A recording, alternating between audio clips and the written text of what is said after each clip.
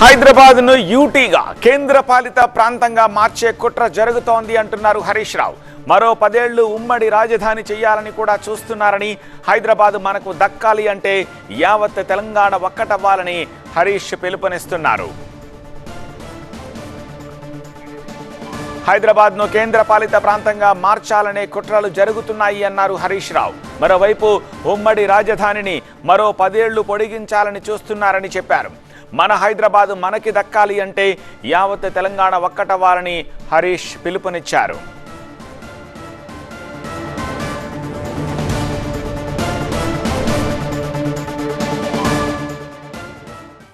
రాష్ట్రం ఏర్పడి 10 ఏళ్ళు అయ్యే సందర్భంలో హైదరాబాద్ను జాయింట్ క్యాపిటల్ చేయాలని కుట్రలు జరుగుతూ ఉన్నాయి.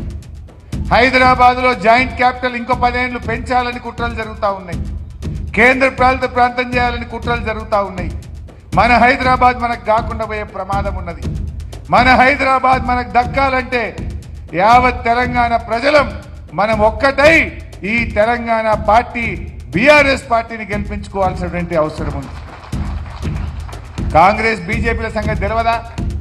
ఆ రోజు ఖమ్మం జిల్లాలో 7 మండలాలు ఆంధ్రాలో కలిపితే బిల్లు పెట్టింది బీజేపీ, మద్దతు ఇచ్చింది కాంగ్రెస్. అవునా కాదా?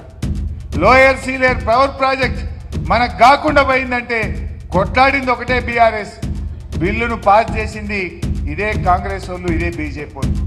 రేపు జాయింట్ క్యాపిటల్ విషయంలోనైనా కేంద్ర పాలిత ప్రాంతంగా హైదరాబాద్ మీద జరిగే కుట్రలను తిప్పికొట్టాలంటే అది బీఆర్ఎస్ పార్టీతో మాత్రమే సాధ్యమవుతుంది.